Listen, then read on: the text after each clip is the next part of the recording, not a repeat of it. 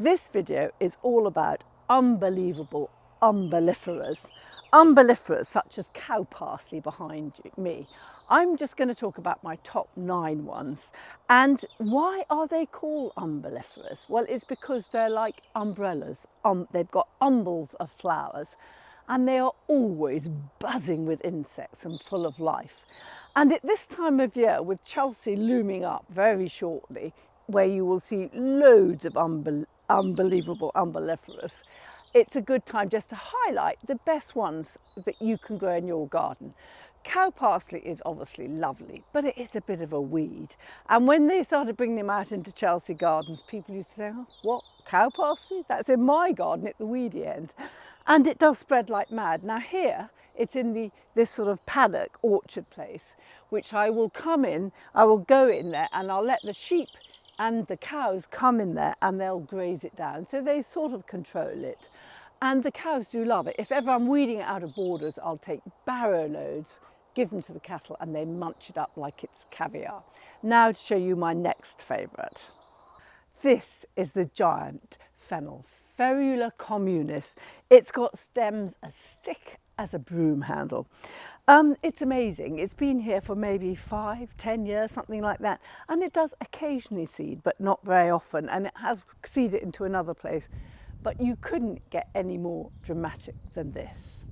This is what's known as Baltic parsley. And the Latin name is Molopospermum denudatum. Bit of a mouthful, that one. Molopospermum denudatum. It's also known as Chelsea cow parsley because it flowers at the time of Chelsea. And you see Chelsea's what, in 2 weeks it opens, I think. It's on the verge of doing it now. It seeds, well, I bought this from seed, as I do with most of my umbelliferas. And it does seed gently around the garden, not massively, it's not invasive like cow parsley, but it's well behaved. I've got a clump coming over there and some clumps in here. That is the fennel that we've just talked about, the Ferula communis, which is seeded in there, which I'm thrilled about. But I think it's a really nice plant. Now, with all these umbelliferas, particularly the annual ones, if you want them to go on flowering, then you deadhead, obviously. So as soon as the flowers look like they're going over, deadhead, and it will send up more flowers. And that way, it should go on flowering for a lot of the summer. It doesn't seem to mind where it grows. Like with most of these, they like sharp drainage generally, but they will also go pretty much anywhere and in dapple shade. This must be my favourite umbel, and it's got a dreadful name. I think that's probably why it's not very popular. It's Molopospermum Peloponnesiacum, which comes from Spain, a bit of a hint in the name. And I think this is a really admirable umbellifera. It's perennial, which is lovely. So I probably put these in about maybe 10 years ago. I can never remember these things. But when I put it in, there was a hazel growing just there. There's its stump. And so it was in quite dry shade because the hazels were pretty big. Well, the bowl of it's like that now on the floor. And so it coped and it survived with those really dry conditions. So they have a very long taproot like many umbelliferas, which is very handy for us gardeners. And I've got 2 of them there.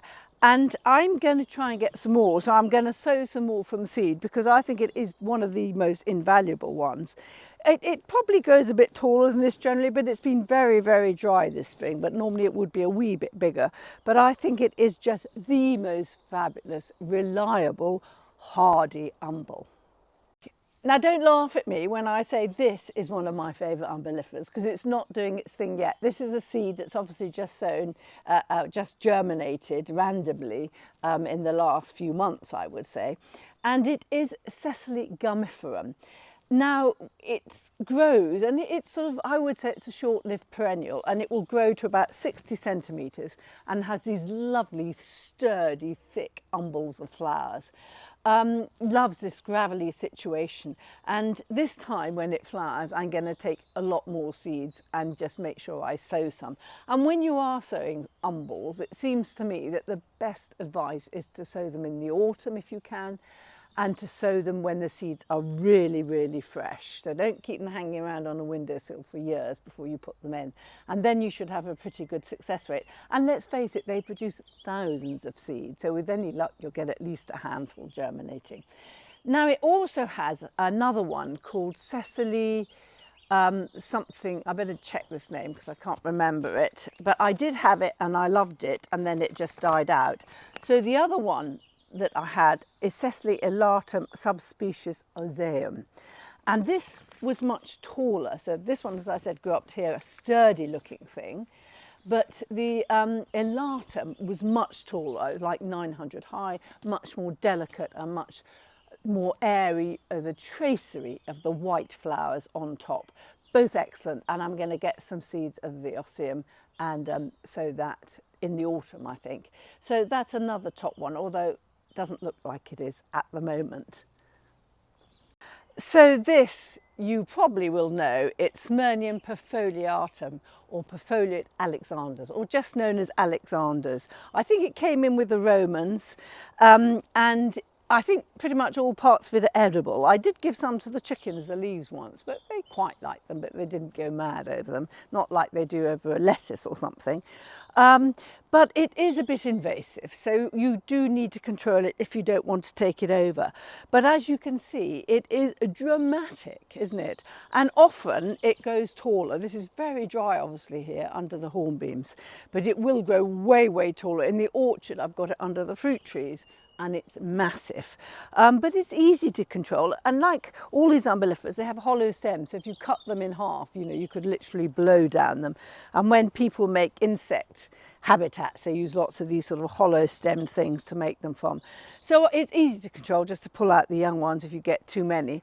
But I think it just adds such charm and grace and a bit of oomph to any garden. So this is very common. This is Amu majus. It's an annual, and it seeds itself around. Once you sow it once, you've got it forever, and I love it.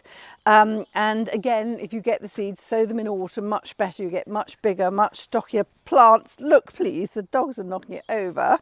Will you not knock my Amu over? Actually, it just shows you how tough they are, because we had two boisterous puppies going for hell for leather at its base. These stems are very tough. And don't forget, you must deadhead them if you want them to flower and flower and flower. And then it will go, I mean, it's probably going to flower, what, in about a week's time with this hot weather, 2 weeks' time. And then it will go right on to the autumn. And then let it set seed. Hopefully the seeds will germinate, and then you'll have many, many more.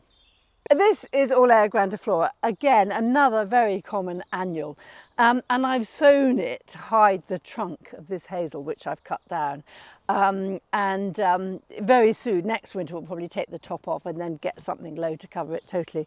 But this is a lovely, lovely plant. And again, to keep it flowering all summer long, do deadhead it. You get this lovely, lovely ferny foliage. And you see it a lot in Mediterranean areas underneath olive trees and things like that. Now, we're not allowed on borders, are we? I'm just training the puppies to keep off the planting. Good girls. And it is shorter and stockier than Amu. So that's a great one. Again, sow in autumn, keep saying that, but it does make it worth it. And soon these guys will be up to about lots of lovely white umbelliferous flowers. I'm trying to keep the dogs off the border.